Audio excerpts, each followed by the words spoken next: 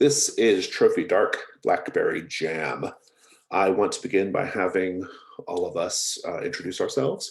When I call on you, please say your name, your pronouns, and anything else you would like for people to know about you. I'll start. My name is Jason. I use he, him. I am the founder of The Gauntlet and the publisher of this game.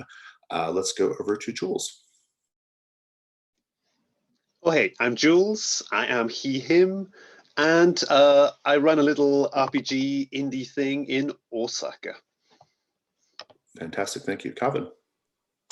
I am Calvin Johns. I also use he, him pronouns, and I'm a big fan of Trophy. I jumped into Trophy Gold designing incursions and playing that with some friends, and I kind of missed some of the Trophy Dark stuff early on. It's also a great game, so really excited to play today.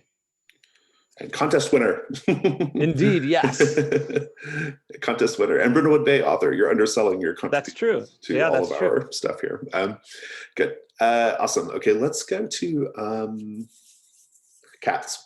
So CATS is an acronym that stands for concept, aim, tone, and subject matter. I do like to run through this in the beginning of every game that I run in order to establish some basic expectations for all of us here at the table. So I'm going to do that now. The concept of Trophy Dark is a dark fantasy game about doomed treasure hunters going into a place that does not want them there. It is a game of psychological horror. It is a game of dark fairy tales. It is a game that embraces an ethos of play to lose, meaning we've only got one shot with these characters. They're probably going to be ruined or deceased or lost by the end of it. And so we're going to lean into that and just watch it all burn, right? So that's what we're going to do. Try to keep your characters alive, but understand that the rules won't. So they will be lost. This particular incursion is called Blackberry Jam. It's by Ira Grace. It will be in the Trophy Dark book for anyone who is watching this video. And by the way, you can pre-order that book by following the link in the show notes. Blackberry Jam is interesting because it is the only Trophy Dark incursion I'm aware of where the assumption is you are playing children. And because you're playing children, that does recontextualize the game a little bit, especially in terms of subject matter. It's probably a little less dark and a little bit more fairy tale. It's a kind of a fairy tale darkness. But we'll talk about that in a minute. But basically, I don't want to say any more about the incursion except that that's something noteworthy about it. Our aim, continuing my acronym for today, we are going to make characters, and then after we introduce the characters, we'll probably take a break. We'll see how much time we're at in time, but then we'll come back and we'll start playing. I'm spreading this out over 2 sessions because I want the space to do that. With 2 players, it might be a lot to play for the full 3 hours. I tend to dial back just a smidge with just 2 players, and so we might only go for 2.5 hours or so. But in any case, we'll continue it next week. At the end of the session, we will have a debrief as well. The tone, dark fairy tale, that's the idea. Grimm's fairy tales, Hansel and Gretel, especially this one, that's the vibe we're going for. In terms of subject matter, we'll have safety tools we'll talk about in a minute, but apart from that, I do want to mention that this particular incursion, you play kids. And so I don't normally love playing role-playing game scenarios where small kids are in danger, or at least we see the danger, right? But I'm putting that on hold for this particular incursion because that's what this one's about. It's about kids going into this dark, it's not a forest, it's a big thick blackberry bramble, but they're going into it and encountering dark things, and they might be lost by the end of it, right? I'm gonna suggest, because we're playing kids, that maybe we don't get super graphic when when we're talking about the violence that might be happening, but understand that the kids can be sort of lost by the end of it, right? That's Blackberry Jam presents some possibilities in terms of maybe they run home, maybe they learn a lesson or something, and that's perfectly fine, but there's also the possibility that they're lost to the bramble. Okay. In terms of subject matter and safety tools, we're going to have 3 safety tools on the table. The first is the open door policy, meaning you are free to leave and you don't have to explain yourself. You can just go. The second is the X card. The X card in this context, if something happens in the story that you find objectionable for any reason, you can just say X card or type it in the chat and we will stop. I may ask you what is being X carded, but I won't ask why. And we'll just stop and change whatever it was. We'll also do lines and veils. This is my preferred safety tool. Lines and veils are things that so lines are things that we are just not going to have in the story, period. And then veils are things that we're okay with being in the story. We just prefer not to role play it, okay? One other thing about this particular incursion is it does have a couple of instances of implied animal harm. That's just one thing to be mindful of. It's not super gratuitous, but it's just something to be aware of. So I'll offer my lines and veils, and then I will wait about 30 seconds to give you all a chance to say yours. You can also just send it to me on Discord, and I'll convey it to the group. But for a line, I'm going to put sexual violence behind a line. We're not going to have that in our game, period. And so that's line. For veil, I'm going to put torture. I would prefer not to role play scenes of torture. So those are my lines and veils. I will now wait, and I'll also watch the Discord. I'd feel okay voicing mine. My lines and veils are, they line up with yours exactly. Sexual violence, no room for that in the game. Veil for me, also torture. Things like Saw, Hostile type stuff is just not. Stuff like that, yeah. Yeah, I just, like I think you mentioned the fairy tale stuff, and if it comes to like some like body horror or transformation, like Pinocchio turning into a donkey, I'm fine with that. But yeah, just anything torture related off camera is good for me. So I feel safe so far. Thank you. I think mine line up with your guys. That sounds good to me. Fantastic. So let's go ahead and do character creation. I sent you a link to the character keeper. I'm also going to send you basically all the options for the characters, because it's a really, really narrow set that's only for Blackberry Jam. So I will get those for you now. I'm trying to think the best way to share this. Let's go with this.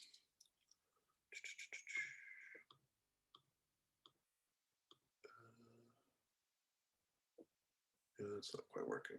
Hold on. Okay. I'm just going to take a screenshot. This is not the edited version, by the way. I'm still operating. I don't have that. Only the editor and Jesse have that. So I sent to the editor, and then they're dealing with it beyond me. But I do have a screenshot here of the choices, and you can just kind of type those in. I think this will just upload to the thing. I don't know for sure. And these in this Keeper Online, everything is linked. So if we enter it into the one field, I imagine on the Player One tab, it will be automatically populated to your tab on the GM. I don't look at that, so it doesn't matter. So, are you able to see that screenshot?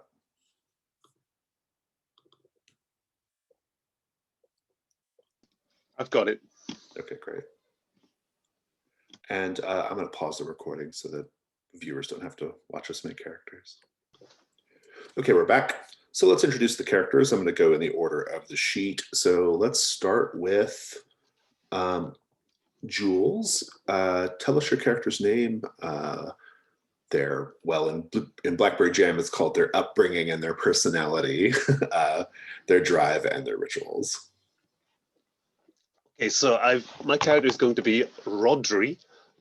And Rodri, he is from a farming background and is quiet. And the reason why he's here on this undoubtedly exceedingly dangerous endeavor is that his sibling, his mother believes that his poorly behaved sibling has been stolen by the Tylwyth Teg and replaced by an evil doppelganger, and I am pursuing the real sibling. So the Tell with Tech version is back home, allegedly, right? Yes. Okay, all right. That's right. Behaving badly, doing all sorts of horrible things. Right, yeah. So you're going to fix it by behaving badly. Going up to justice to do. Very good. I like it. What are your rituals? So I have no matter the size, which I think is a feat of physical strength, and mind your manners, which seems to let me disappear, I think. Yes, indeed. Very good. Okay, I love it. I don't think I have any, I mean, I'll have plenty of questions when we start playing, but for now, I think I'm good. Calvin, tell us about your character, Orlin. I'm Orlin. My occupation for the Blackberry Jam incursion then is my background in orphanage. Or sorry, my milieu, I guess, is that I'm from an orphanage. It gives me skills in sneaking, listening, and brawling. The background is then kind of the personality. I have an energetic. I am an energetic orphan, and I'm kind of picturing this small boy like a cross between Oliver Twist and like Charlie from Willy Wonka. He's maybe sensitive, but talks a lot, so has that energy, a little bit of like a know-it-all. Maybe like talks more than he wants to, but still is that sort of like sensitive type, right? Not like outgoing, sort of charismatic, just always a little talkative and performative. My drive then is to run away forever and ever. I'm thinking that with this Blackberry Festival, that Orlin had won some small kind of lottery, or maybe the orphanage was invited, and the headmaster or whatever there, the person running the orphanage, kind of let one of us go. I won some competition, or I did something right that allows me to participate in this festival, and I'm thinking it might be my key to getting away forever. For the ritual, I've just picked one. I have the importance of sharing, and it may let me then absorb a ruin from one of my allies in the course of this little festival. Terrific, thank you. You mentioned Charlie from Willy Wonka, and in the Willy Wonka and the Chocolate Factory movie, the old one from the 70s, I just every time in that scene when Grandpa Joe gets him the chocolate and he opens it and there's no golden ticket there, and he says, "I bet that ticket makes the chocolate taste terrible." I cry every time, like that gets me. So just a little thing about me. Okay, so good. Okay, great. I'm really excited about this. Let's take like a 3-minute break, get some water, and then we'll get playing. Okay. Blackberry Jam. The theme is memory. Lonely in the north of Caldur, nestled between rocky hills and scraggly crags, sits the village of Kavir.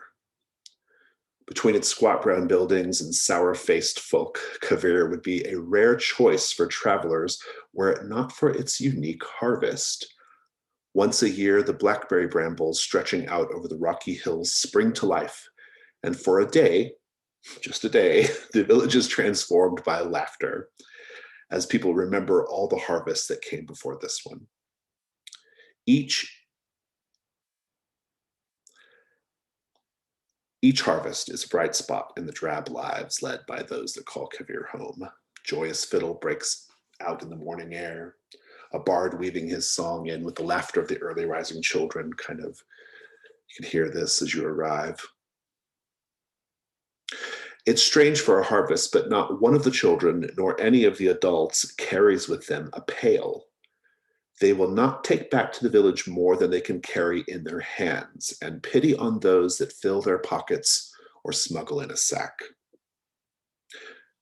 They say that deep within the brambles there is a berry with juice so dark and so sweet that a single drop is more delicious than the whole of the bramble put together. Though it is forbidden, a few children and adults try now and again to reach the heart of the bramble. And so we're going to begin ring one. And I think I'd like to start by, since we have like an out-of-town character, or a from out-of-town character, And then we have a character who I presume is are you local? Uh, Rodri, are you local to the area or? I could be either, I suppose. I think it would be interesting if you were. Okay, that sounds good. Just so we have like both, kind of. Good. So I think I want to start with the new arrival, Orlin. Now, Orlin, you have been brought here by an adult minder from the orphanage. We shall call him Mr. Pertwillow. And the village, by the way, is called Kafir. I'll type that for you as well, just to remind you. So you and Mr. Pertwillow arrive at Kavir. What did you do to earn this little jaunt out to the Blackberry Harvest Day? That's a very good question. One I should have expected and should have had an answer for. I think okay. Orlin. Go with the easy answer. Yeah, I think because Orlin is like the sensitive but not necessarily quiet, I want to say that it's been just pleasing the. Do we have like another headmaster maybe that's like a little bit ahead of that Mr. Pertwillow? Sure. And I think I would be the pleasant. I guess I don't want to say a pleasant orphan, but it was just good behavior. It was very good behavior, and it was kind of like faking a good attitude, and it's definitely a faking thing. And so maybe a little bit kissing up, but just became the favorite and got selected when the orphanage received like a letter saying you may send up to 7 children or something. The Mr. whoever is in charge is like, I'll send 1 and it'll be this one here. So yeah, so I think it's just basic good behavior. Good. Were you raised in the orphanage? Is that the only home you remember?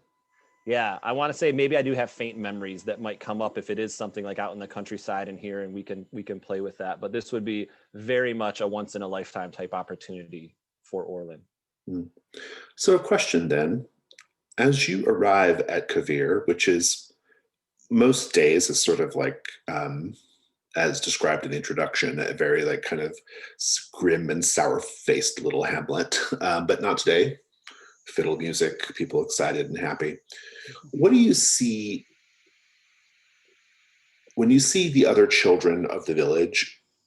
What about the way they live is so different from the way you live?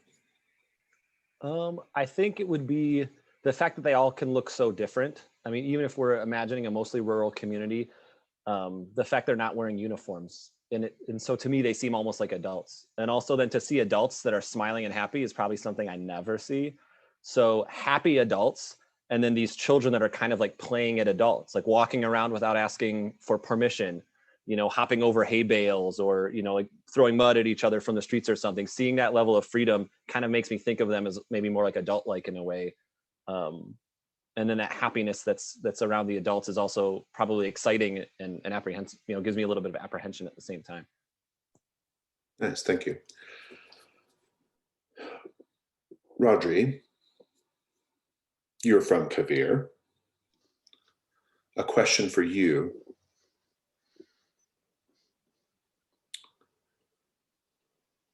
What about this Blackberry Harvest Day? What about it? Well, let me switch it up a little bit and make it more personal. We've described how like the place becomes more merry. There's more merriment and people are more excited and all that kind of stuff. Not everyone is so grim, but I'm curious about your mother. How is your mother different on this day?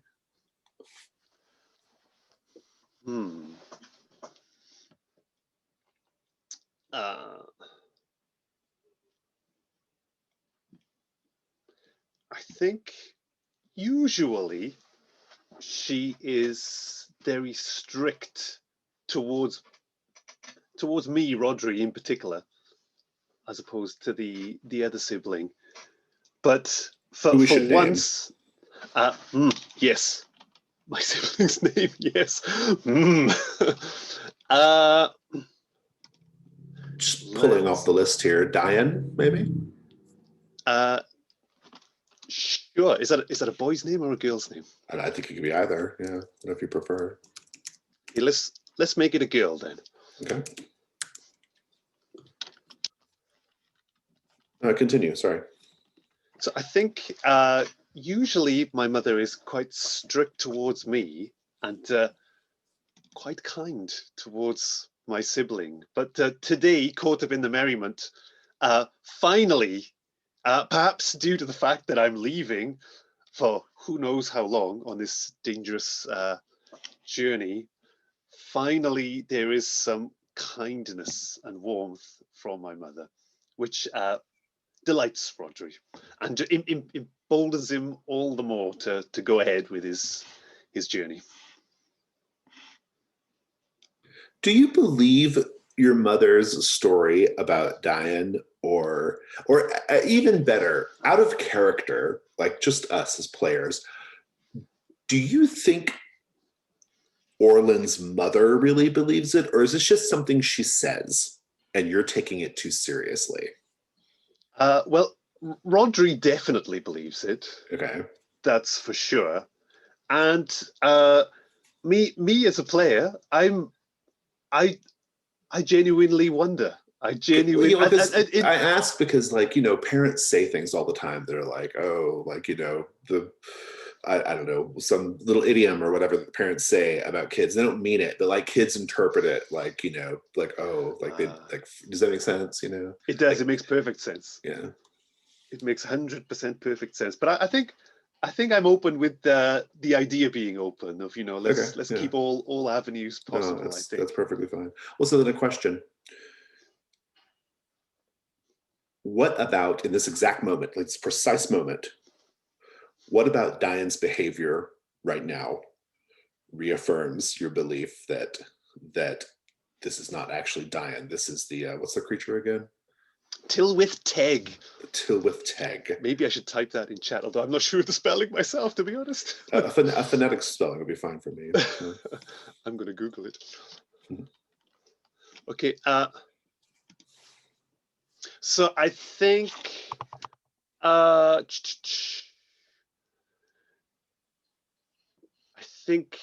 so. Everybody's enjoying this. It seems to be like a harvest festival, doesn't it? And there's more sort of bountiful fruits available than ordinarily. And we're from a simple farming background, and I was very strictly brought up to not eat the fruit. The fruit was for sale, and you only eat what you're given by mother. And finally, we get to enjoy the rewards of the harvest. But of course, there's Diane swapping my plate of uneaten fruit for her almost entirely finished plate behind our mother's back. And then I get just some little scrag ends, and that's it. And then I have to look forward until next year's harvest festival, until I can finally really get some good stuff. Good, I love it. Orlan. Mr. Pertwillow says,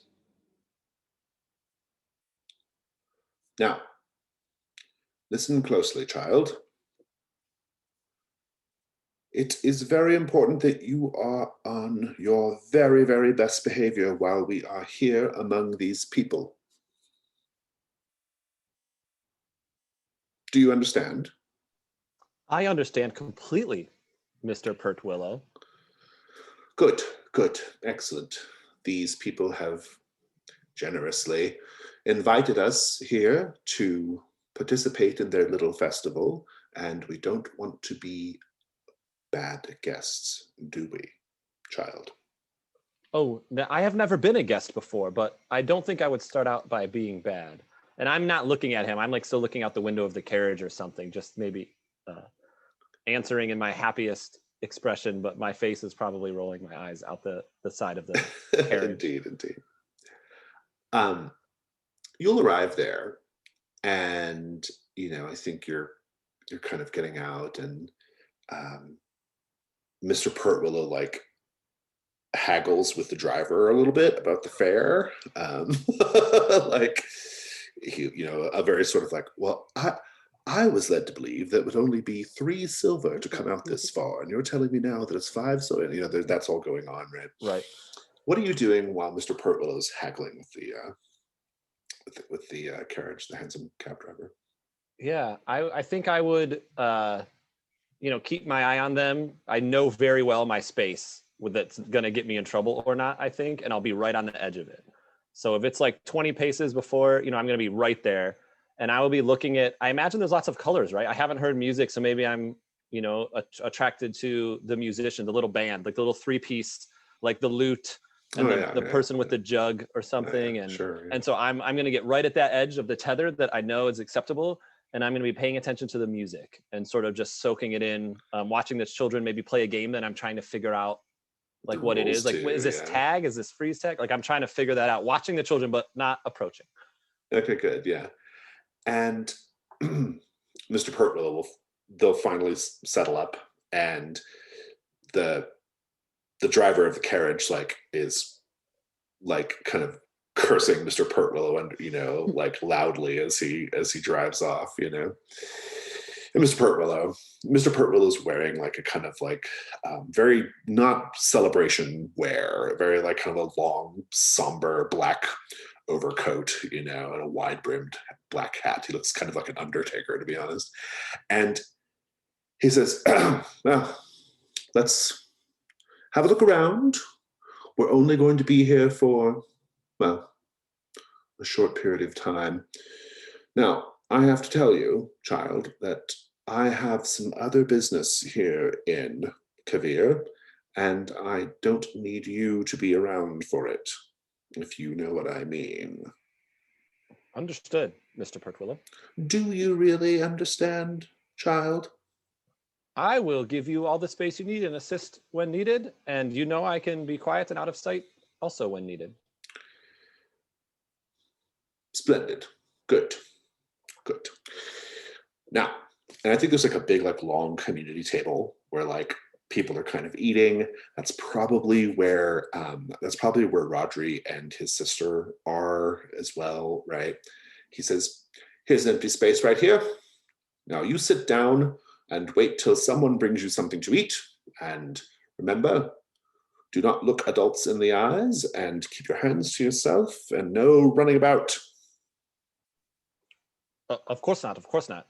Thank you so much. And I'm tightening. I just thought of this, but I want to have some kind of heirloom. Someone like made me a fancy bandana from fabric, one of my friends at the orphanage, and I'm going to be sporting that up. So I'll spend my immediate sort of alone time making sure this bandana, the only piece of flair color that I have, is looking as much as I can mimic what other people are doing with their ascots and scarves.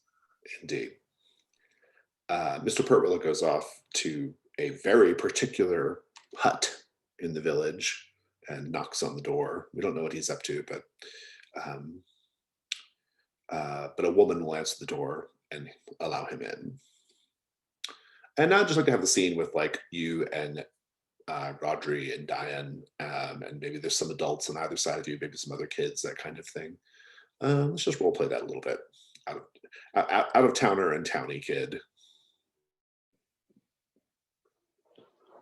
Well, I stick out like a sore thumb, and I have been told to wait for someone to bring me food, and maybe Jules can notice that expression on my face of pure impatience.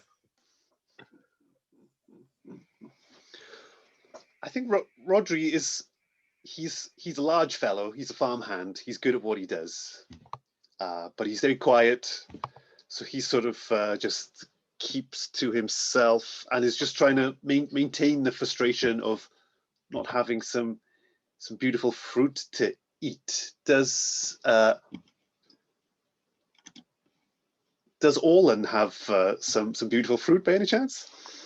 I would say if I notice that you don't have any food and I don't have any food, maybe these boisterous, and maybe I even witness the Diane the plate shift and I'm like, ooh, and I can see that after I sit. Maybe I might get a little bold then. If you're the more quiet one, I'll set some. We're both needing food. I want to try to swipe some then from one of these adults next to me. I think that might be good. If they're, they're loud, they're rambunctious, they're all, probably having their harvest mead or their harvest beer and stuff that's been in. I'm going to try to make a friend here, and I'm going to try to get us a plate that the two of us can share. And I think that would be in fitting with my sneakiness. I love it. Let's have a risk roll. So okay. You have said what you want to do. So that's step one of the risk roll. Step two is Jules and myself as players get to say what we think could go wrong if you fail at the die roll. Jules, if you have an idea, please say so. I guess only obvious ones coming to mind. So I guess he gets spotted by either by my sister or by maybe by my sister. Yeah, I would say that probably. I think an adult spots you, and rather than get angry or punishing you, they whisk you away to be this to participate in some game, some embarrassing game where they strap you to a pig or something, right, and chase it around or whatever, or something, I don't know. but it'll be something like that, right, where they kind of embarrass you a little bit, or they try to embarrass you a little bit. Yep. So now let's talk about dice. You get one, I gotta remember for dark. You get a light die if the task is something you're skilled at because of either your background and your various skills you have in your upbringing or your personality.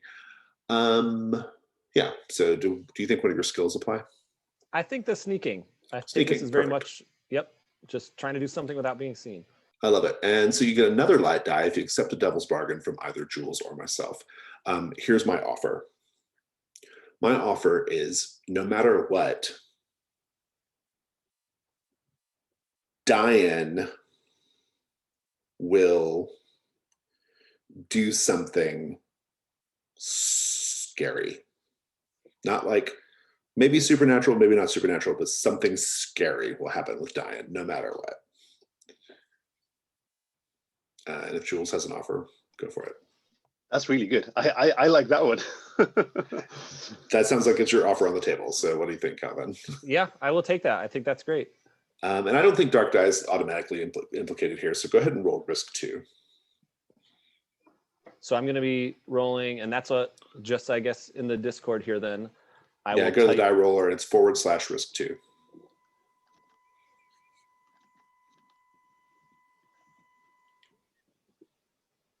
Great.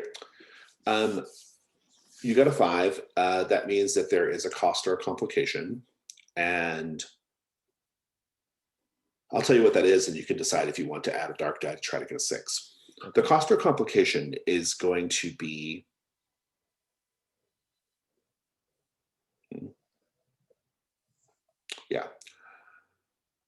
the cost or complication is going to be that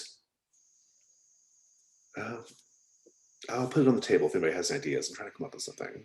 I'm usually pretty good at this, but this is a weird situation because the stakes aren't super high.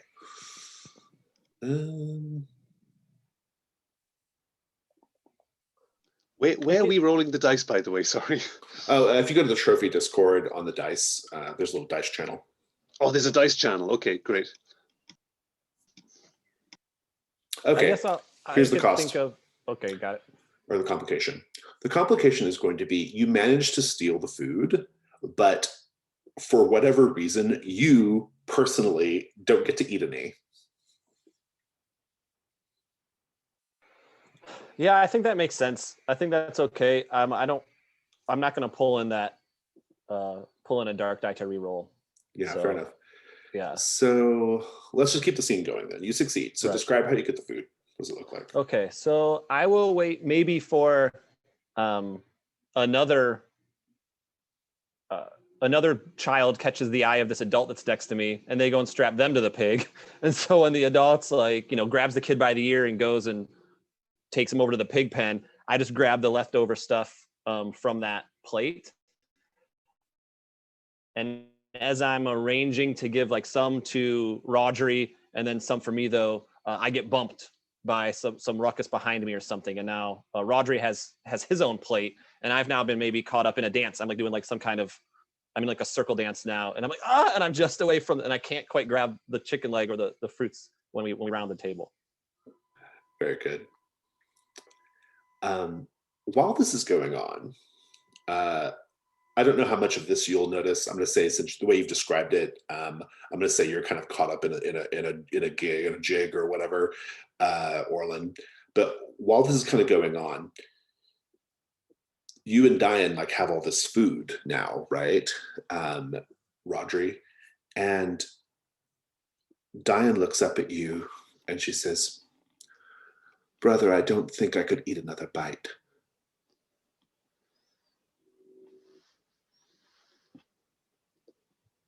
I fear I've eaten too many blackberries already. My stomach is starting to feel a bit unusual.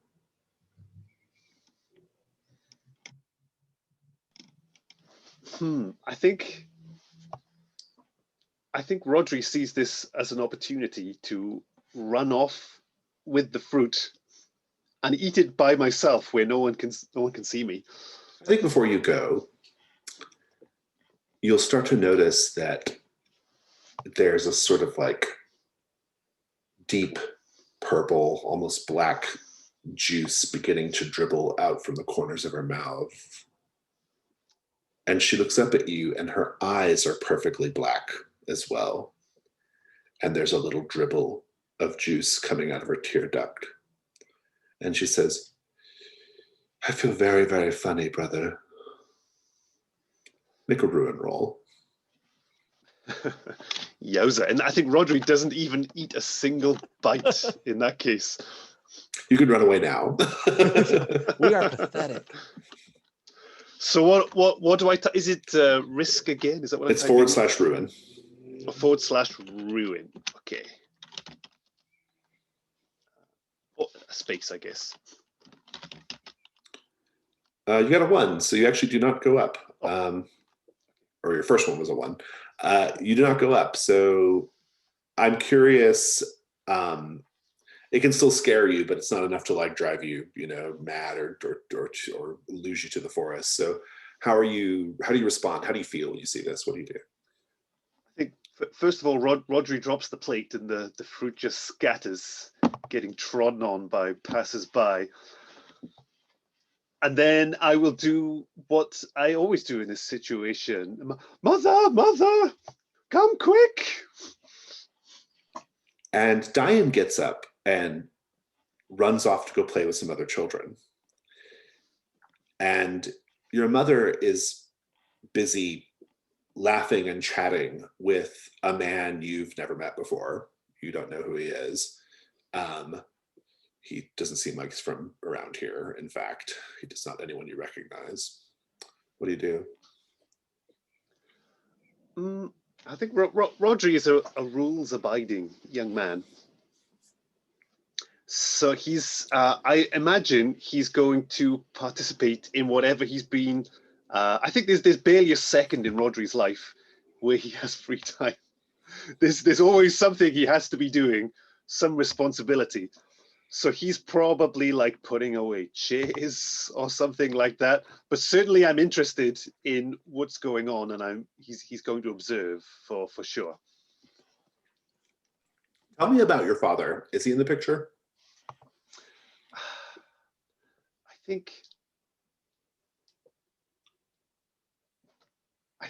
I think maybe he's passed away. Okay.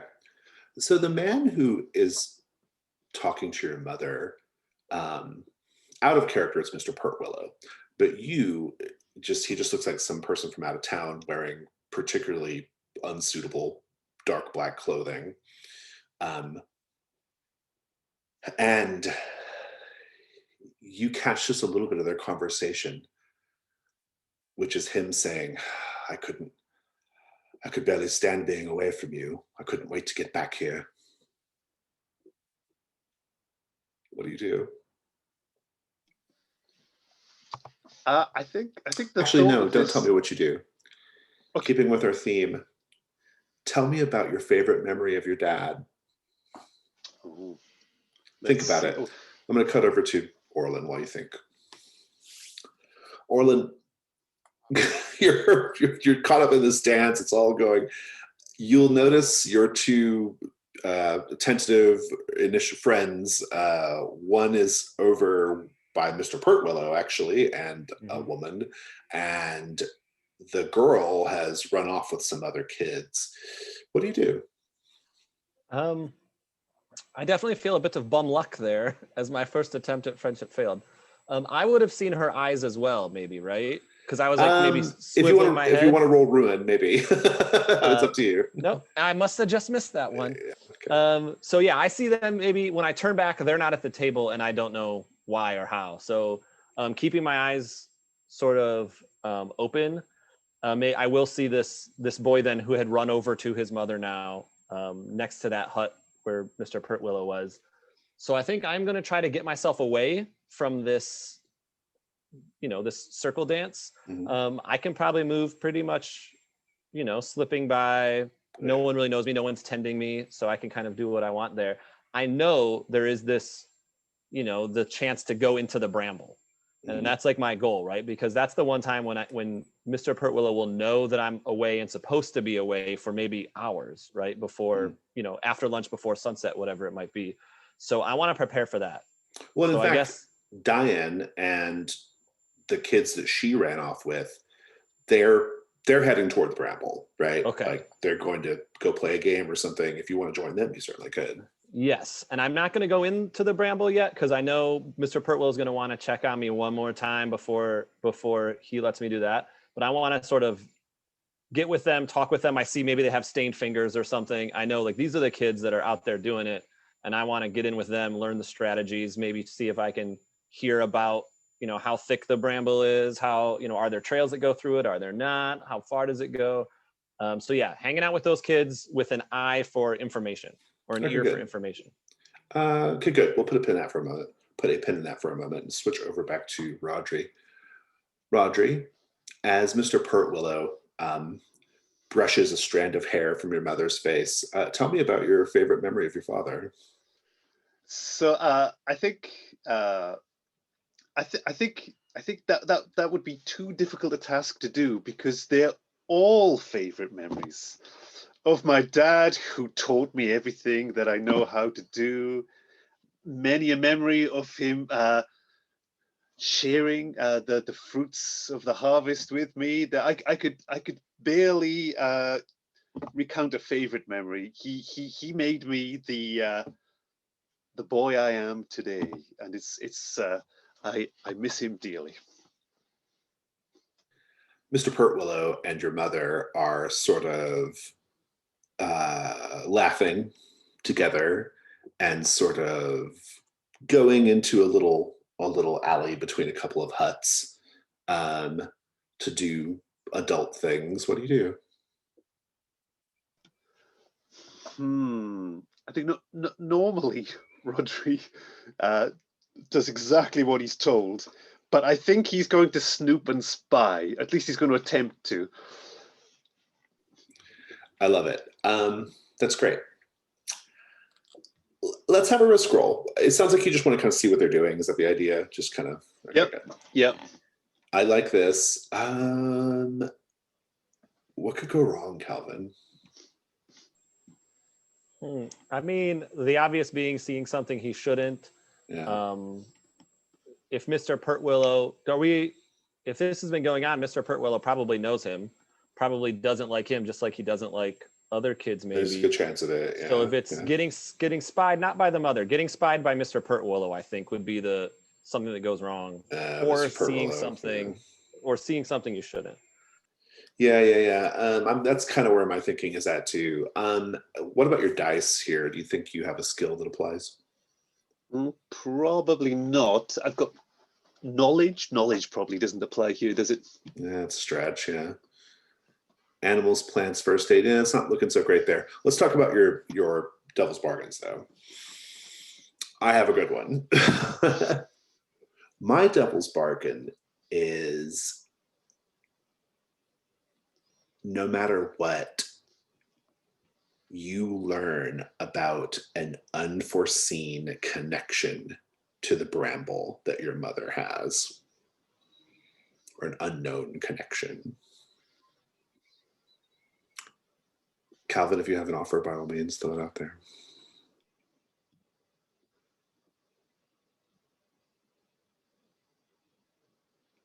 I like that one. Yeah, I think that's good. You have one light die. I don't think dark die is necessarily in play yet. You can decide later to add one, but go ahead and roll /risk 1. Okay, give me a second.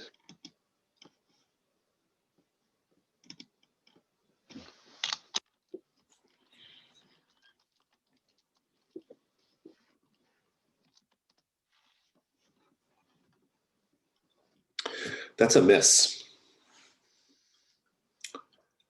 I'll let you choose now. The failure is basically going to be, yeah, you're going to learn something really, really dark that you're not supposed to know, and it might even mean Mr. Pertwillow is after you. You can add a dark die to reroll, in which case I'll take it. Okay, risk 1/1. I'll keep the 3. Oh, you're keeping the 3. Oh, okay, great.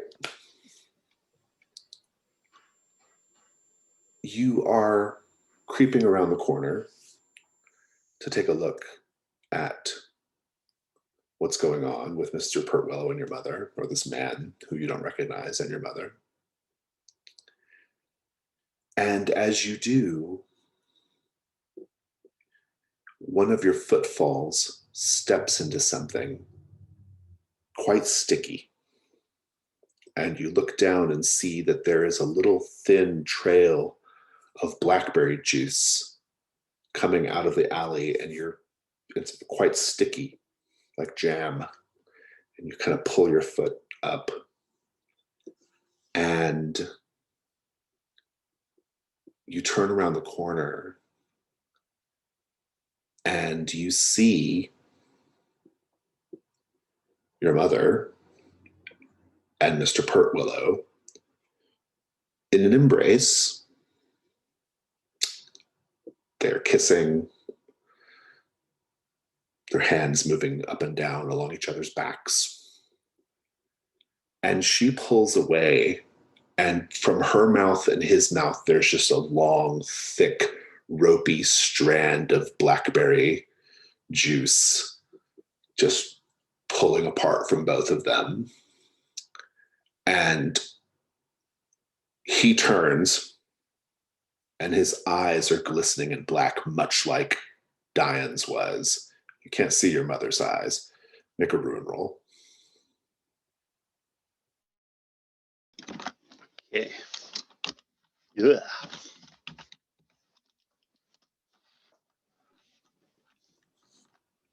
It does not go up. You're okay on ruin. What do you do? I think run screaming. Indeed. And I think you will run screaming into the general vicinity of the other kids who are getting ready to go play a game in the bramble. Orlin, you'll see Rodri running towards you, screaming. What do you do? Well, if I'm listening to these kids, I think he was my first sort of person I tried to befriend. I noticed that he maybe is, not like the strong leader type or whatever. So I definitely have, like a desire to still maybe kindle that connection or something. So if he's running and screaming, I definitely take notice, and I will kind of like corral, like make sure he comes running. If he's running maybe towards his sister or something, I kind of make sure I grab him and get a hold of him and just be like, what's going on? Is everything okay? Juice. Juice.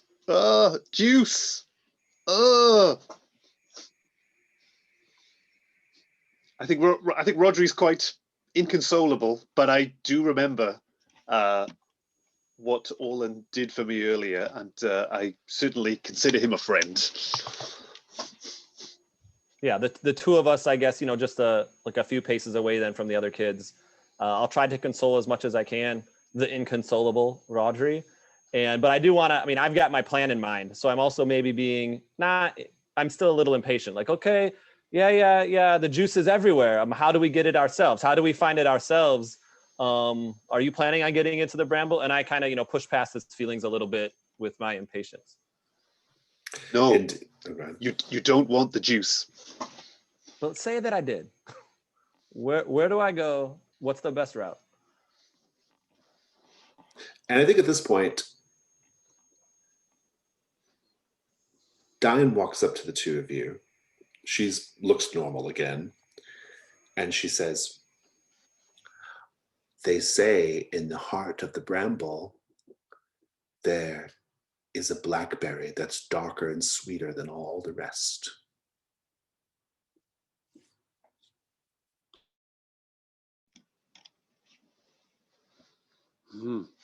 Are you? Have you I guess seen mother. it? I guess mother would want it. Yes. Ooh. Perhaps I might also want it, brother. I'm going to find it. I'm fixing to get to the center of this bramble too, and I say he and I would be able to find it before you. I doubt it. You're not even from here. I don't need to be from here. He's got probably calloused hands. I want to grab his hand and hold up his hands. I was like, and I'm going to, act like a little bit like his, not like wingman, but like support him a little bit. Like, hey, I think he's got ideas, and I'm going to help him. We're going to do it. I think some of the other kids are like, are the three of you going to play hide and seek or what? I think Rodri's going to say, Olin, I don't, or do I know Olin's name? But I don't think I'm allowed in the bramble. Hey, I go up to his ear. Hey, man, I need to get to this bramble. This is your friend, your sister here. There's, enough of a connection. I can suss out the sister here.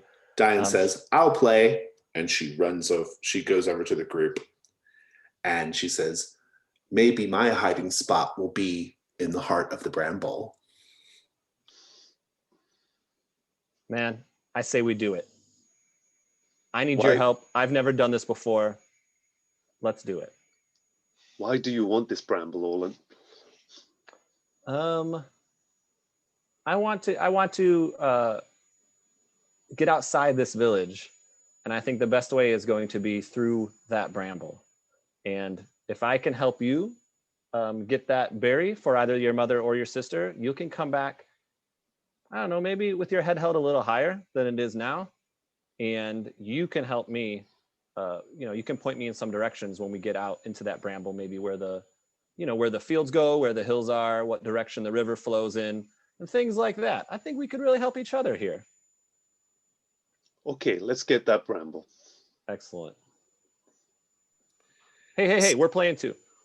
And so they're, the head kid, a bossy girl named Emma, by the way, who you know well, Rodri. She says, all right, here are the rules. And she starts laying out the rules. And Emma says, and don't forget, no hiding in the bramble. We're not supposed to be there. And Diane nods like, mm-hmm. And she's like, okay, I'll go first. And she turns and she begins counting, and you're all supposed to go hide. Diane goes straight for the entrance to the bramble. It's kind of like at the edge of it, it looks a lot like kind of walking around in a sort of like thick shrubbery or jungle, right? And she kind of just goes straight in, like the little edge of it there. The other kids are like, oh, what do the two of you do? I want to nudge Rodri into the bramble as well. I've given up my plan of maybe getting permission first. I feel like this is the opportunity. I've got two locals. I want to take that hand. Rodri, come on. Now's our chance. Yeah, Diane, she's not allowed in the bramble. Quick, let's run after her. Make sure she's okay. Perfect, my friend. And then Emma says, no one's allowed in the bramble. Where are you going? And she like stops her counting to like chastise the three of you, right? And then other kids run into the bramble. She's like, we're not allowed. We're not allowed. And like other kids are going into the bramble. So there's like about half a dozen of you who are like going in there now, spreading throughout, right? And Emma's like, oh, she's like, I'm telling. And she turns and she's going to get an adult. Twice as fast now, Rodri. Twice as fast. Let's go. So here's the thing.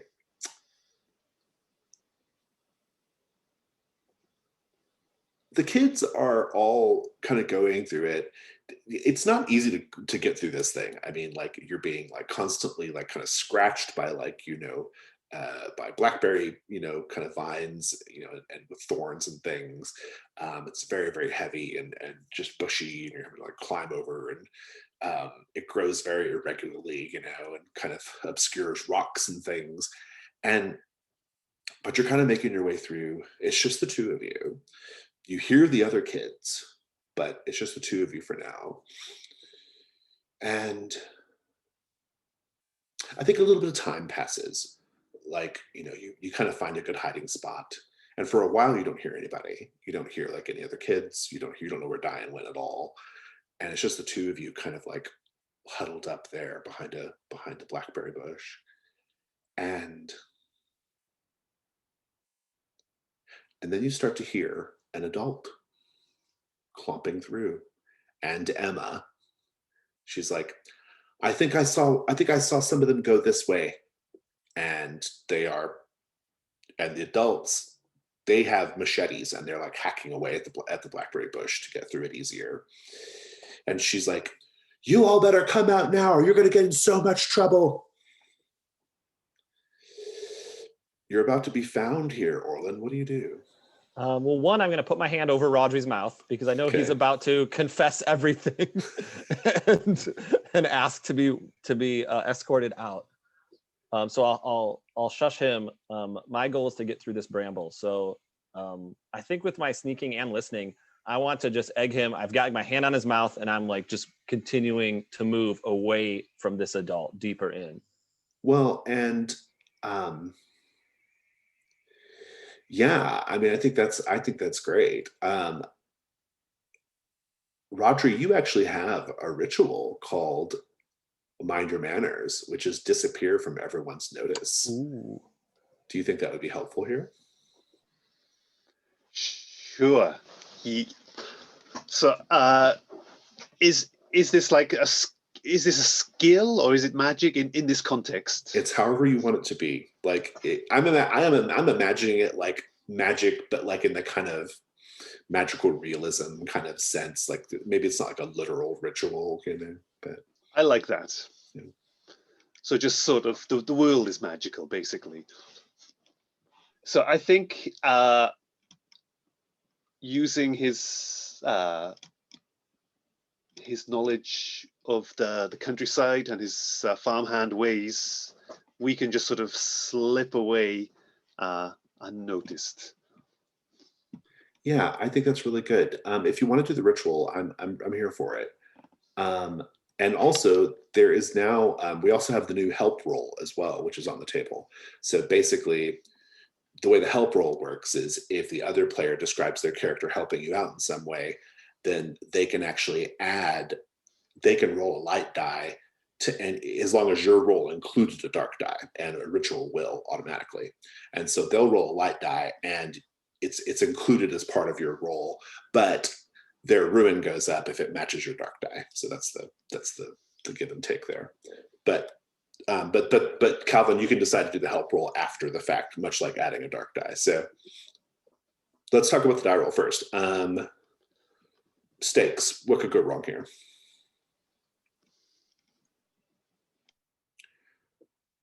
I'd say maybe you run into a dangerous animal. Or maybe one of you accidentally fall down a hill or something. Yeah, like I was thinking like an animal trail, right? Like kind of like down the rabbit hole or something, right? Like slide, tumble down into a ravine or something. Oh yeah, that'd be great. Spot. Yeah. Okay, so great. We can see each other but split up. technically, like one's down a ravine. Yeah, I think that's great. In terms of, I'll let you have your skill because you have, I think you have a couple of relevant skills here, right, Rodri, between plants and animals, and knowledge. I think you should be in good shape there. So you've got one light die. Calvin, any ideas for Devil's Bargains? Yeah, I guess I was thinking if we are doing the sort of the magical thing, if this is Rodri, you know, kind of like retreating into himself, this is like his safe space, and that's kind of like what makes him invisible, sort of. Maybe he could almost like get stuck or sort of like get lost in that space for a while, so he's not really aware of the surroundings, right? He's kind of like in his head for the next 20 minutes or something. Oh, I kind of like that. You enter kind of a fugue state no matter what. That's kind of interesting. I'm going to say no matter what,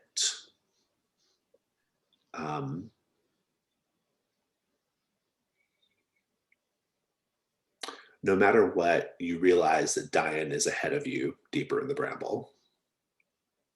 I like both. Choose one. Okay, I'll take Jason's then. So you've got 2 light dice, and now, and you have to do a dark die because of the ritual. So roll risk 2-1. Risk 2-1.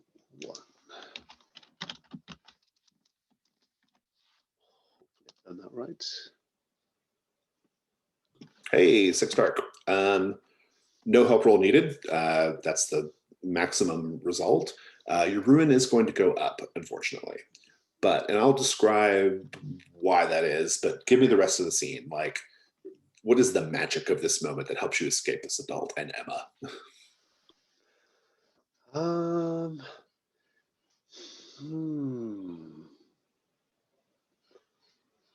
I think I'd like some sort of magical connection to animals. So maybe some magnificent beast comes out of the brambles. I'm not sure what, and it just sort of maybe like not instead of a magnificent beast, maybe like a goat. But there's something about this goat okay. that is unlike other goats, that it draws everyone's attention. Orlin, you fill it in. What's special about this goat? I would say this goat like went missing maybe ages back. Oh, and very good. So okay. Other people, I'm Legendary thinking of like goat. the swan from Hot Fuzz, I guess, but it's like the adult is not like, oh shoot, we've been hunting this goat for a while or something. So well, who sees the goat? Is it just the kids that see the goat, or what? It seems to me that Roger was saying it distracted people. Okay. And then maybe he has that connection to it that's unexplained, sort of, but he like drew it out or something, right? Like it kind of comes out and then it distracted the folks so he could get away. Was kind of how I interpreted his description. I think that's a perfect description. Okay, good. So this legendary goat appears, and Emma's like, but what about the kids in the bramble? And the adult's like don't bother about that, girl. Just be quiet. And she's like, and he's like, my goodness, could that really be?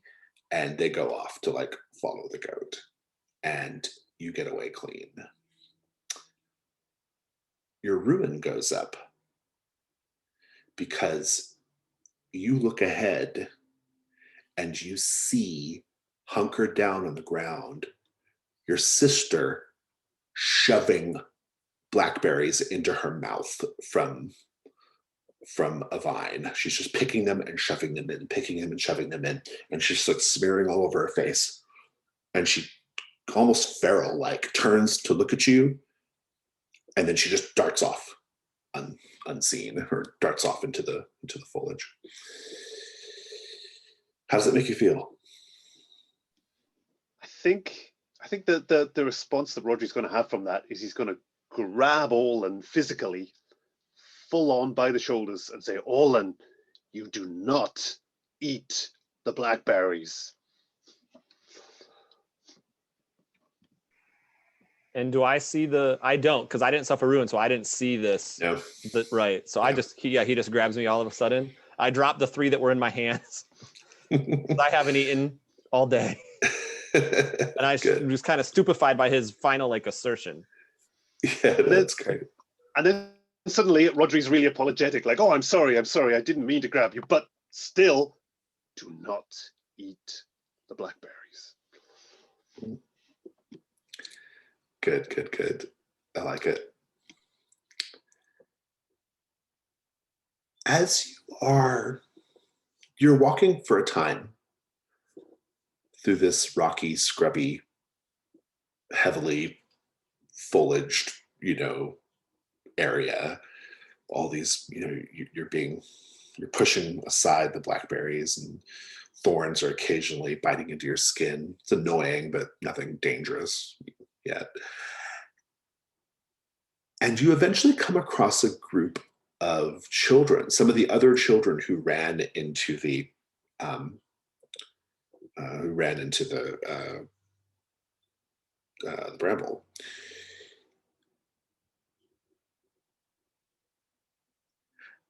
And they are playing some kind of game when you arrive. There's like 3 of them, and there's a man laying on the ground, and they're lifting up his hands, which are stained deep purple from the blackberries, and they're like one of the kids is like trying to like move the arm to like touch the other kids, to grab the other kids, and the other kids are like, ah, and he's like, ah. What do you do, Orlin? I've probably seen a corpse or two. If it's coming across like he's a dead person and they're like playing like, like Stand By Me type, like spooking out each other. I will say I'm probably familiar with death, and we treat it like pretty solemnly. When like a kid wakes up, a kid doesn't wake up in the winter or something, right, at the orphanage. So I'm gonna run over there and kind of have like a, like smack the hand away. Yeah. And death is serious. I look, make sure the person's actually dead, and kind of puff them with my city slicker ways, puff the kids away, say, this is serious. Like, you don't touch the dead. It's unhealthy. It's bad for their spirits. And I'm going to try to like, maybe half push some, I guess if there are leaves or something, nettles around, and just really spook the kids away. Like, you bumpkins, Yeah. this is serious. This is serious. And the kids are all like, they run off, right? Rodri, how are you feeling about a dead body in the middle of bramble? I think even though Rodri is quite big and physically imposing, throughout all of that, he was actually hiding away and scared to death. Indeed. So it sounds like maybe to you, Orlin, coming across a corpse is maybe not the kind of thing that would provoke ruin. Maybe you've seen them before.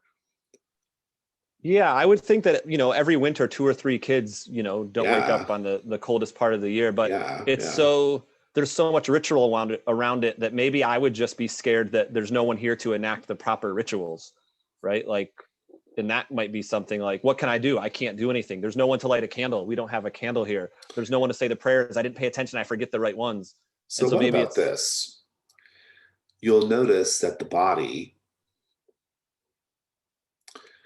thorny vines are wrapped around the body's neck, wrists, and calves so tightly that they are cutting into the flesh.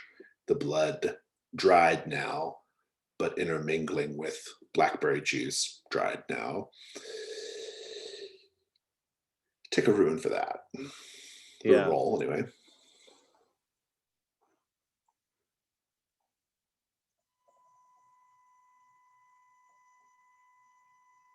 Ooh, 3 is over my current. How do you feel when you see that? Yeah, I would say I reach for it and probably cut up my own hands trying to pull those vines off of the body.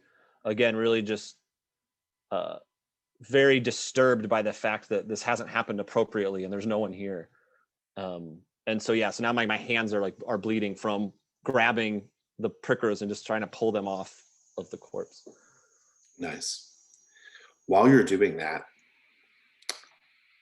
a little girl you don't recognize steps out of the bramble into the clearing where you're at. She is filthy, no shoes, dressed in rags. And she says, he spent the night deep in the bramble last night. He was gathering the most precious berries when he got lost. And then he tried to run, but he didn't get away. Rodri, I'd like for you to take a rune roll as well. Wait.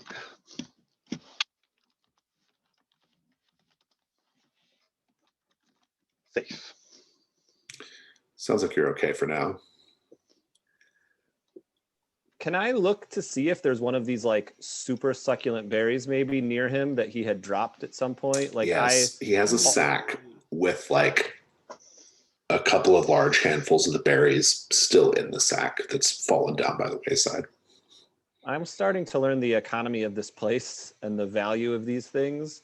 And so I think Orlin wants to, if there's any of, if there's one that's maybe, a solid 2-incher, right? Like the size of a gooseberry, right? A big black, I think he might actually take 2 or 3 of those and keep them very loosely in his hand, as like knowing the value of these things and thinking this guy, must have gotten to the good patch.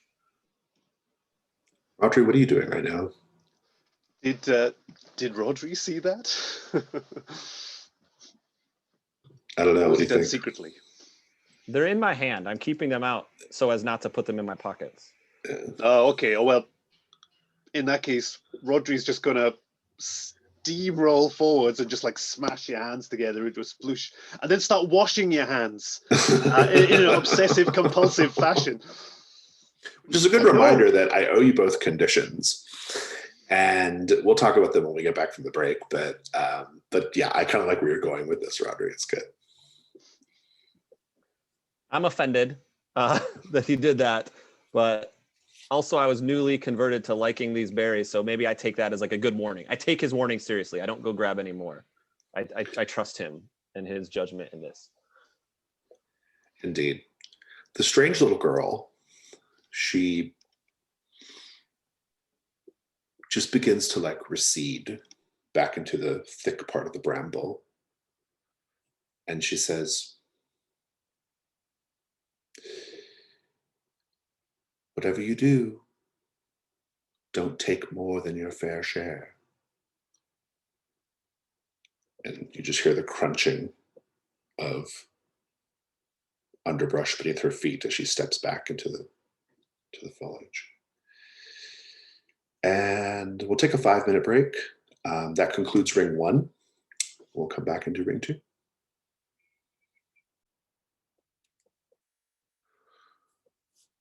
Ring 2.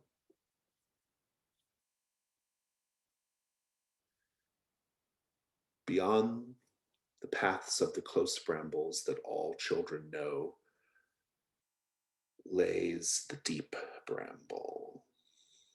It is an echoing cacophony within, birds chirping, beetles scraping, the rustling of the vines. The dead man actually hacked out a path. He was hacking out a path before he was caught, before he died. And you can actually take that path for a start. It's a little bit easier. It ends eventually, but you are able to take it for a little while. And you're walking for a little while.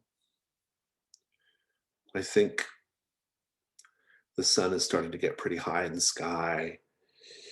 It's maybe a little warm for this time of year. And the two of you are probably still just kind of processing a little bit and maybe not being too chatty right now. At one point, you come across a ball of snakes writhing in ecstasy, perhaps. They seem unconcerned about your presence in any case, and it's best to walk around them.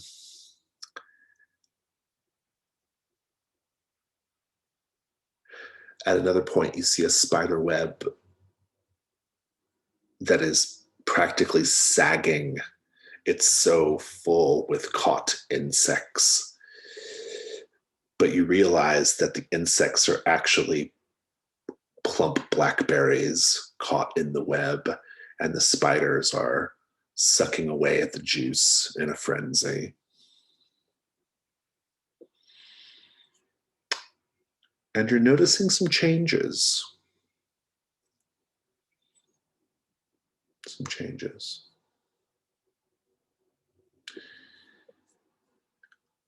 Where the blackberries were smashed in your hands, Orlin, you'll start to notice that fine little tendrils have sprouted there from your palms, like little plant-like tendrils. Do you show that to Rodri or keep that to yourself for now? Well, I imagine they're probably maybe sprouting out of like where I cut myself. I had all those prickles from pulling at the things, and then the juice got in there, and so now it's like kind of coming out of all the little cuts and abrasions and things.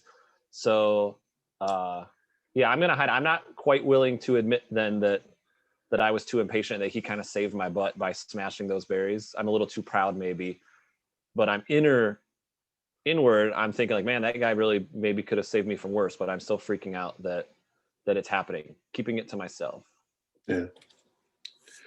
At one point, Rodri, you fall behind a little bit, and that strange girl who you met earlier, she's just quite suddenly walking next to you. And she says, "Do you hear it?" This is out of Orlin's earshot, Rodri. She says, "Do you hear it?" What? The song. The bramble sings a song. And if you're very still, you can hear it singing to you.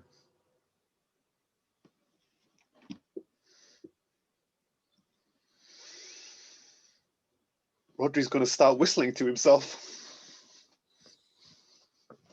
She says, "No, no, no." And then she like stops you. She puts her hand on you. And she says, "Listen." And you do hear a song coming from deep within the bramble. She says, "The bramble sings about all sorts of things. I wonder what it will sing to you about." I don't want to hear about any bramble song. Thank you very much. And she just kind of giggles and then disappears back into the overgrowth. A question for you both.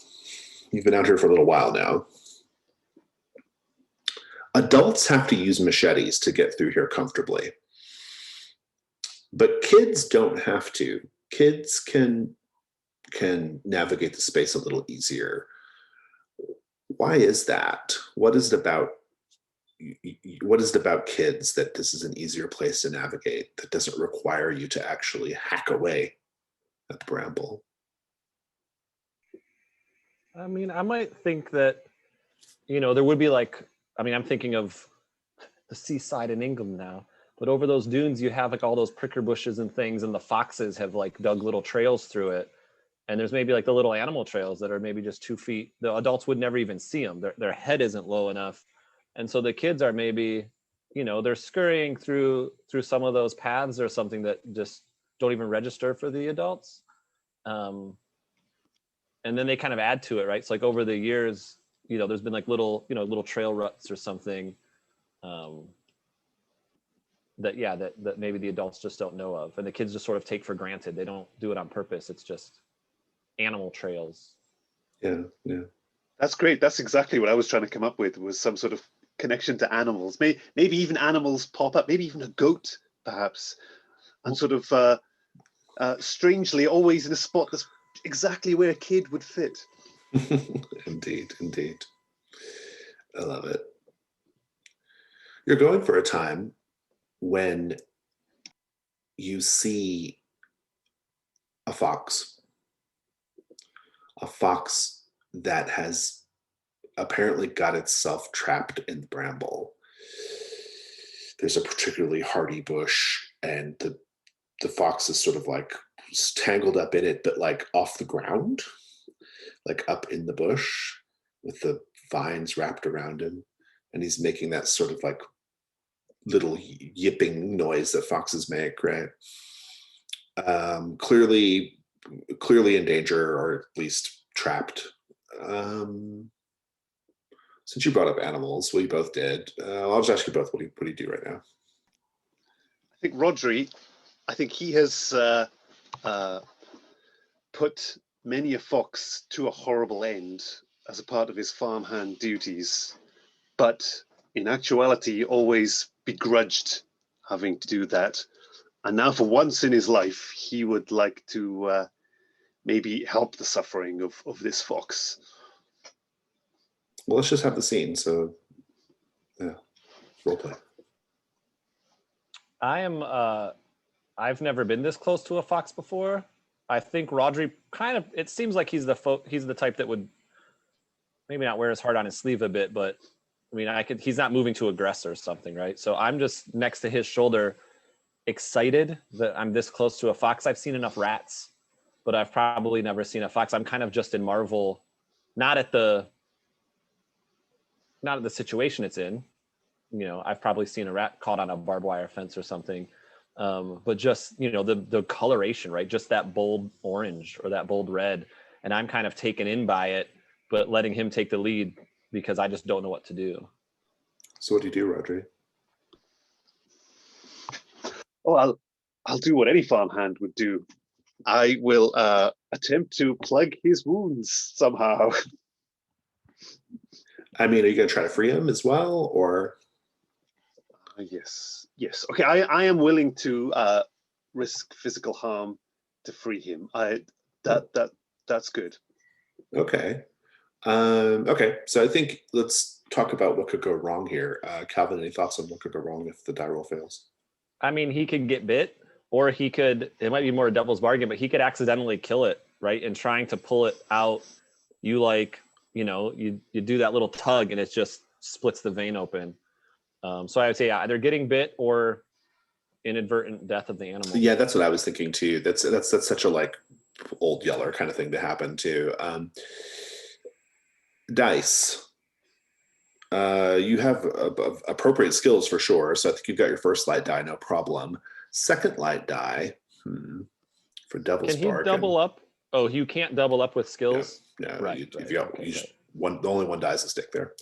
In terms of Devil's Bargains, though, I have one. I would say, no matter what, you can't kill another fox.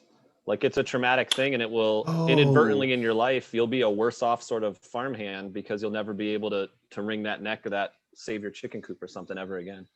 That's interesting. Yeah, that's intriguing. Let's see if I have an offer. I like that though. No, I like that. Go with that. So you get 2 light dice, and you said you're going to take a dark die, so go for it.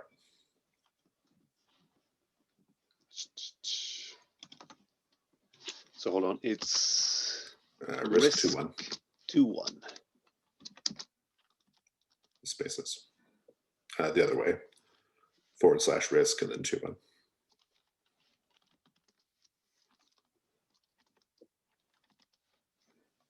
Oh. Okay. 5 light. Complication. The complication is going to be, while you're freeing the fox, it is going to whisper condemnations at you for what you've done in the past. If you don't want that to happen, you can add a dark die by all means. I'll take what I've got. So you succeed. describe what's your process? Like, how are you helping it?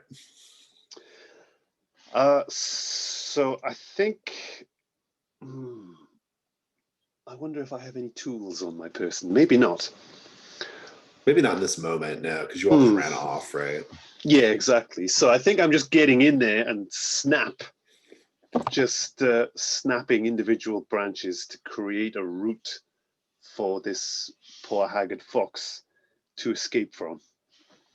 While you're there, while you're up close to it, it whispers to you, not so that Orlin can hear it, it's just for your ears. It says, I know you. I've seen you before. Have you seen me, I wonder?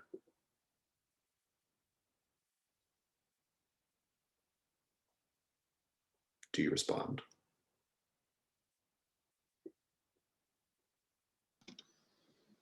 I think Rodri's just going to reply in a simple fashion of, I've helped you now, Mr. Fox. You can be free now. You can be happy. Yes. Free to run to your mother's land and then get my head chopped off by the likes of you. How many of my brothers and sisters have fell to your merciless blade, I wonder? Well, there will be no more now, Mr. Fox. There will be no more. I would like for you to roll Ruin, please. Ah! You know, talking fox and all that. I'm so trying to avoid ruin. Okay. What is it about this arrangement with the fox that actually makes this a more reassuring moment than a horrifying moment, the fact that the fox spoke? I think Rodri is happy. I think I'm happy that I could tell the fox no more, and that he could acknowledge what I've done before, and that I could explain that this isn't going to happen again in the future. That's reassuring to me. Yeah. Orlin, while this is going on, you'll be aware of some adult voices nearby, but not like so close that they'll spot you right away. But you hear these adult voices, and in particular, you hear one voice, a very, very complaining, whinging voice. A young man who's like, oh, but I hate this place so much. I mean, why do we even bother? There's not even any money in it. Like, this place is lousy with blackberries. And you can hear them whacking away with the machetes, right? And every time there's a whack with a machete, it seems like the blackberry vines tremble a little bit, even the ones near you, like the brambles responding in some way. That could just be the wind, so I'm not going to trigger ruin, or a ruin roll, but that's what it seems like initially, right? And again, that complaining voice says, Mr. Damek, I have to ask, why are we going so deep? I don't understand what any of this is all about. I mean, when you hired us to come out here, I thought you were just going to, collect a few handfuls of berries and call it a day. And now here we are in the deepest part of the bramble, the most uncomfortable part of the bramble, I'd like to add. Whack, whack. And, well, this is all just a bit much. And whoever this Mr. Dominic is makes no response. But again, as their machetes cut through the bramble, there's a trembling. And indeed, your hand, there's a trembling. Mm-hmm. The tendrils in your hand are responding to it. Yeah, a little vibration. Yeah. What do you do? Well, I think this is good. I think Rodri and I have never experienced weirdness together, right? So we're still very isolated in this. I imagined when he was coming up to the fox, I kind of like had my hand, like an intimacy, kind of was like resting on his shoulder. And then while he was going into that sort of state with the fox or whatever, and with my hand growing, I then pulled away, right? It broke our intimacy. And so now we're having these sort of separate experiences. I feel that I want to climb up in a tree. I have listening. I want to climb up in a tree and really, I'm very curious about this now, right? Like, I don't know this bramble. Like, obviously my goal originally was to get away, then it was to get berries. Now I'm just kind of taking in this place. So I feel that, something is definitely changing with me. I'm connected to this place now, and I feel like I need to beat it somehow now that it's got me. And so, yeah, I want to climb up in a tree and really pay attention to this conversation. Yeah, I don't want to fight through the bramble, maybe get above it, maybe see what I can see in one of these gnarled, maybe cherry tree size or plum tree size, like just a little bit higher than some of the vines. Let's take a risk roll. Okay. I think the most obvious thing to go wrong here is they spot you. Right. Yeah. Like that seems like the most obvious thing. But if you have any other thoughts, Jules, by all means.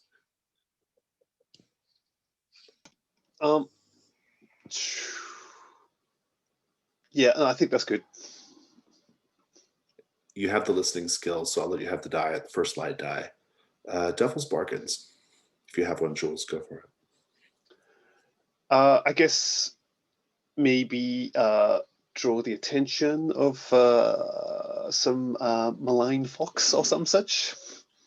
Like you draw the attention of some sort of like animal or something, like some kind of yeah, that's good. I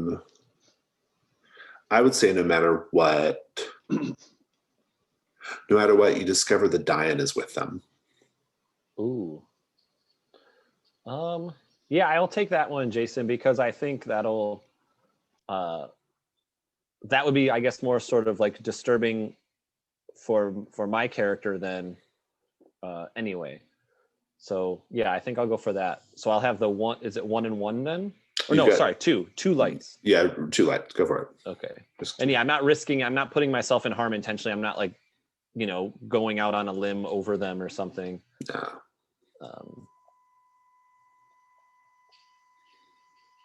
Hey, 6 light. If you want to narrate like getting into position, you certainly can. Otherwise, I'll just continue with what you hear. No, yeah, I'm picturing Disney's Sword in the Stone now, and I'm like Wart crawling through that forest after the arrow or something, old 60s cartoon. But yeah, I want to crawl up that tree and get in a branch and like get myself sort of in position to eavesdrop on these adults. I think you'll see them too. I think you'll hear them and see them. Perfect. You'll see a group of adults. There's 4 of them, and Dian as well is with them. And the one in the lead, who's the one who's really going for it with the machetes, right? Just whack, whack. This is the one who, the one in the rear, the lazy one in the rear, was calling Damek. And he says, "Stop your complaining.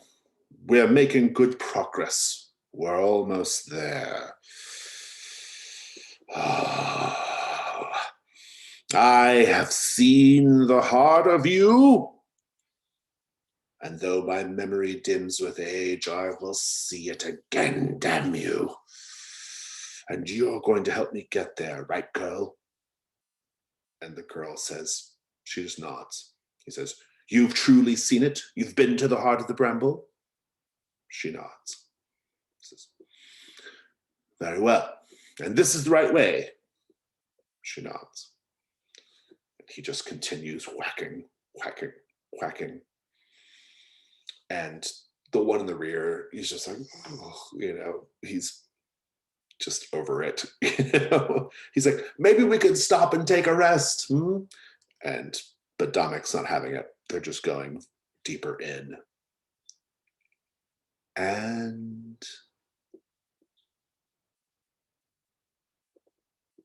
yeah, so Dian's taking them to the heart of the bramble. She, according to Damek, she's been there. And he was there when he was younger, but he can't remember it. What do you do? If I think I get the gist of what they're doing, and so I'm not so much concerned with the exact. I feel no need to listen to the conversation now that I've gotten their motive. So I want to shimmy backwards then, like little rump in the air, like shimmy backwards down the tree, and grab Rodri, fill him in, now away from my vantage point, but saying like, let's move in this direction.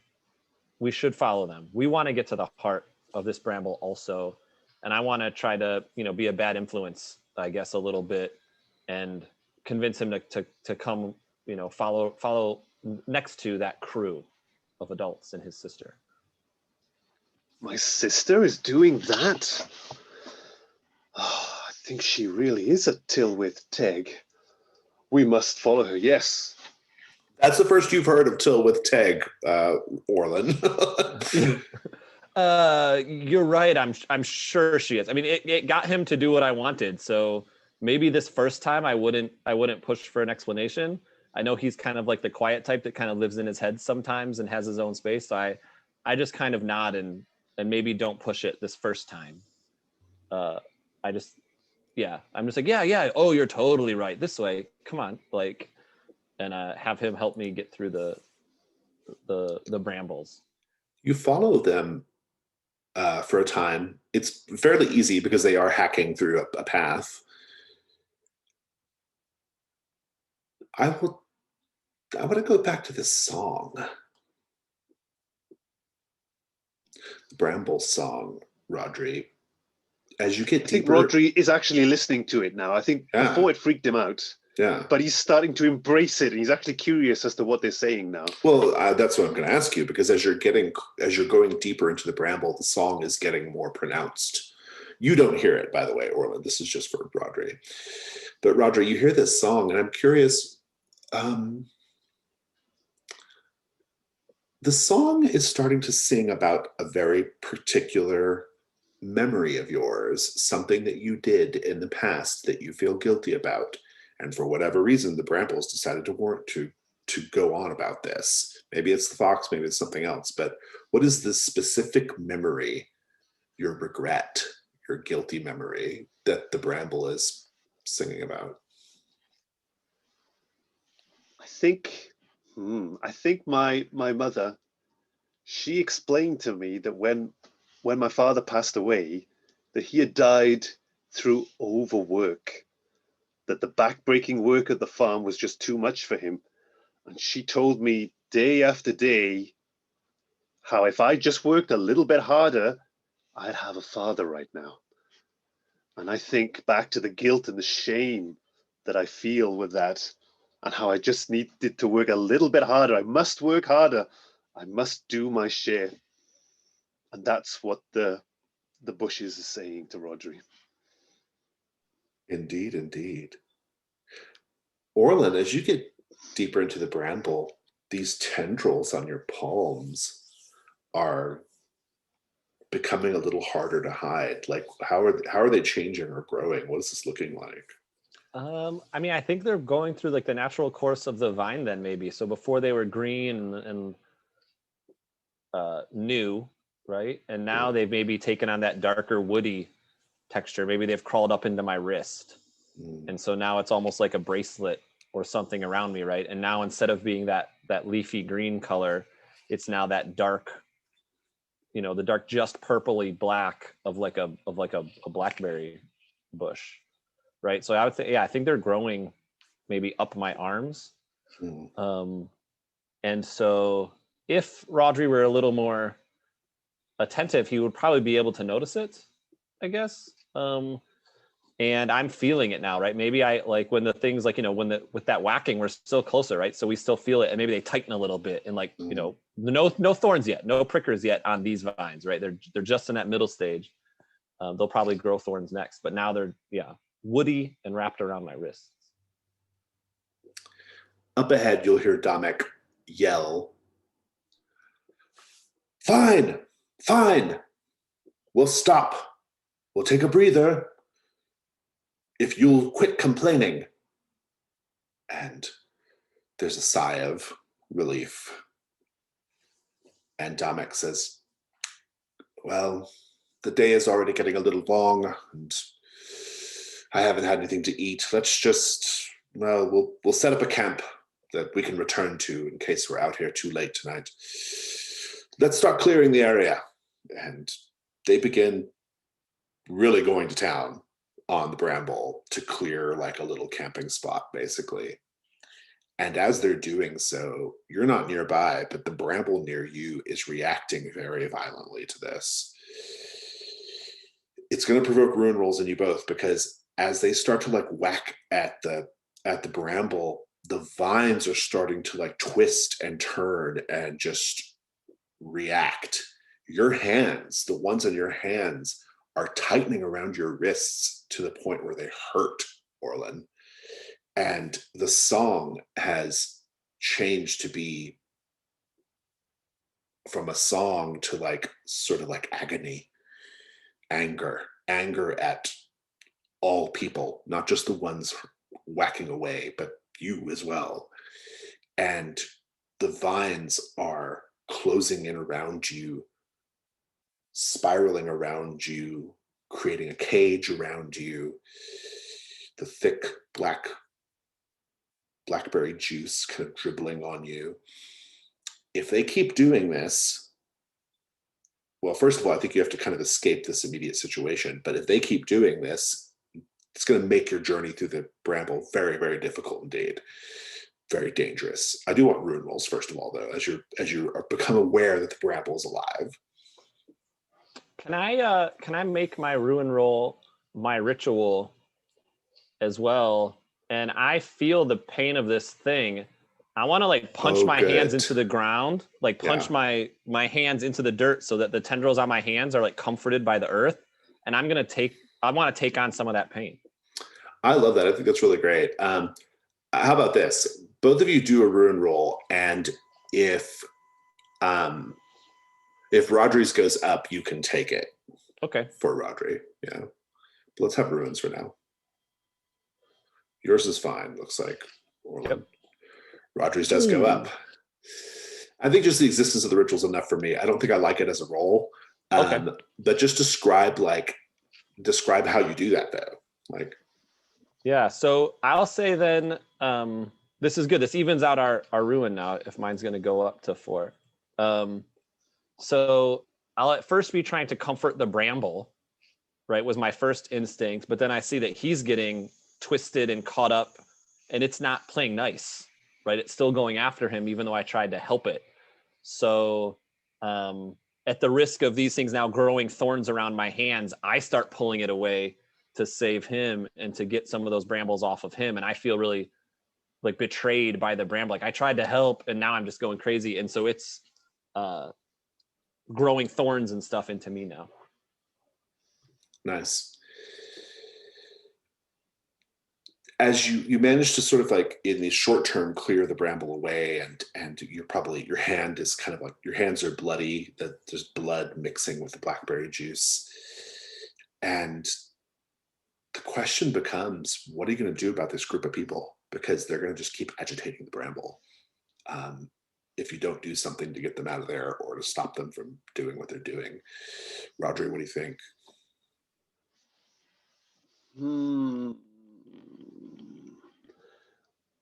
What if we could, because they're going at an adult speed, what if we could just use our smallness of children, as we talked about earlier, to just get ahead of them? Is that an option? Yeah, I think so. Yeah. Like put some distance between you and them. And also when Rodri sees what Orlin does, he's not going to say anything, but he's certainly going to just sort of pause for a moment and pat him on the back in a reassuring way. Yeah, I think this is good. So the idea here is to like basically sneak past them and get far ahead of them, so you don't have to worry about this anymore, right? Exactly. Like the angry bramble in their wake or whatever.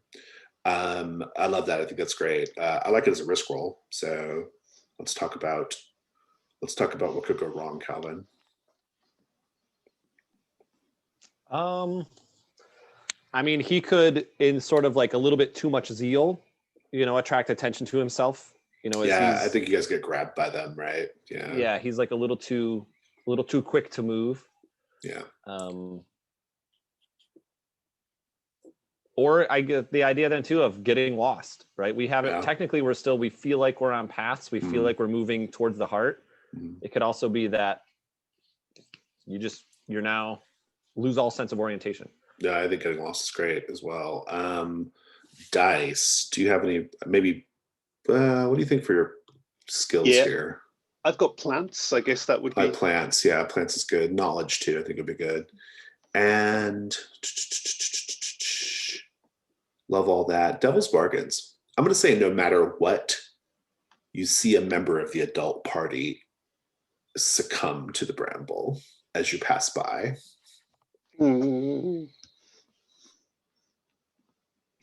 I'll take one from what Jason had earlier with maybe Diane was kind of using them a little bit too, and she's going to be ahead of us no matter what again. That idea of we can't get farther, we can't get past her. I like that one. Very good. You've got 2 light dice, and I don't think you're automatically triggering a dark die. You can decide later too if you want. So go ahead and roll risk 2. Yeah, I'm feeling ruin averse at this stage of affairs. And also help could be an option depending on what the result is. Oh, don't need it. 6 light. Describe your clean getaway or your sort of clean maneuver here. What does it look like? This is for both of you, by the way. I can't resist. I think the goat is going to pop up in exactly the best route. Yeah. It's the goat. I go, wow, he's at the perfect spot. Goat just teleporting everywhere and eating blackberries. Good. So yeah, give me a little bit of the scene, both of you, just as you're sort of like creeping past the adults. Also Diane, like, how do you, like, where is she at in this scene as well? What's kind of going on? I'm really following his lead here. I think, he spies the animal. He kind of has that intuitive feel for like which paths to take and to get through. And I've got a hand again, like on the small of his back as we're both like moving, keeping our eyes on the adults as we go. So if I can't see ahead, I'm just trusting him, right? Like hand on back, sort of trusting him as he goes through, following the paths that he intuits. But I noticed that I noticed that she isn't in that group of adults then anymore. I guess that's what Orlin would see as he's trying to keep track of who's what. I imagine that she probably sees us and then realizes that she needs to splinter off in order to beat us. Yeah, good. We are going to conclude ring 2, and I'm going to say, as you get past the adults, you put their complaining and yelling in the distance behind you. You lose track of the goat eventually, and you are in a very, very deep, thick part of the bramble. And you're going for a time. The sun is actually starting to get pretty low in the sky. This bramble is much bigger than we thought, but the sun is getting a little lower in the sky. And you come upon Diane. But she's with someone. She is with a woman. This woman appears to be almost like part of the bramble. She's wearing a gown that is streaked with blackberry juice. She has white flowers in her hair, but the vines seem to kind of twist up and around her, right? Like she's emerged from it in a way. And Diane walks up to this woman, doesn't seem scared of her at all. And the woman, like, gently, lovingly looks at Diane, caresses her cheek. And then the woman opens her mouth, and thick, purplish, black, viscid blackberry juice begins dribbling out of her mouth into Diane's open mouth, like a bird feeding its child. And that's where we'll end the session for tonight. I think Rodri's going to whisper to Orlan, "That's a Tilwith tag in its true form." Indeed. Yeah, and I get like, oh, that's what he meant that I so hurriedly agreed to before and pretended like I knew what it meant. Now I see. Indeed. We shall pick up with that next week. And in the meantime, let's do stars and wishes. Stars and wishes is a debrief technique that I prefer. Stars are things that you enjoyed about the session, whether it be scenes or bits of role play, the incursion itself, anything. And then wishes are things that you hope to see next time, either mechanically or in the story or what have you. I'll start with stars by saying that I really love the dynamic between Orlan and Rodri. It has the feeling of like a kid's movie. It has the feeling of like, you have kind of like two kids who are a little different from each other, but they're the way the kids do, they've sort of bonded really quickly, and are helping each other and finding common cause. I just like their dynamic, and I think the way you guys are playing them is really, really good. And I'm loving the Devil's Bargains too. That's been lots of fun to play with. I'll say my wishes. I am very excited to see what happens when one of you hits Ruin 5, because I want to know what Ruin 5 looks like in this context. Assuming you're going to do a reduction roll, what does betrayal look like in this context, right? That will be really fascinating to see. So those are my stars and wishes. If somebody wants to go next, please do. Getting to Ruin 5 is going to break my heart. Let me just say that in advance. And I'm really bad at stars and wishes. I'm really, really bad at it. But I enjoyed that immensely from all parties, tremendously so. Maybe I'll think of something specific later. Let me try to. What usually happens is I'll be eating lunch later, and then I'll think of all the specific things. But maybe that's perfectly fine. Yeah, I don't mind a Discord stars and wishes later too, so that's fine. Any thoughts, Calvin? Yeah, I guess I think for me, this on the star side, I really liked the pacing of that relationship, right? And I guess this will tie into my wishes then too with the relationship too. But I also really liked how we kind of played off each other enough to make that, without sort of cheesy archetypes, right? Like really kind of finding the kids and then finding that bond. It felt really natural to me, and I liked that slow pacing to give us those little chances to kind of have those little personality quirks. Yeah, I'm very happy with that. We chose to let this breathe a little bit rather than trying to get it all done in one session. So, yeah. I mean, I was surprised that ring one, took us all the way where it did. I really appreciated, I guess, leaning into that pacing, I guess. And then also, I guess as a star for me, I liked when my character, when I felt like I could finally care about the bramble, right? Before I was kind of struggling on like how to get into it. Like if I'm the orphan and I want to get away, and my first attempt to get into it, Roger just squashed it. Like literally he squashed it. And I was like, oh, and it was like but it was great then. And then it led me to, I think now, this better connection, having these things growing in my hands, feeling like I need to, cleanse myself or get to that heart. So I really like that half deliberate and half, just the luck of the dice, right? What role playing is. And then for the wishes, yeah, I hope that we can be deliberate with our relationship then moving forward.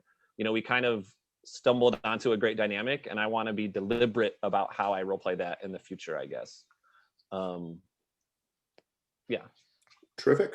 Well, this was great fun. I will look forward to meeting next week and wrapping up next week. I'm going to go ahead and stop the recording.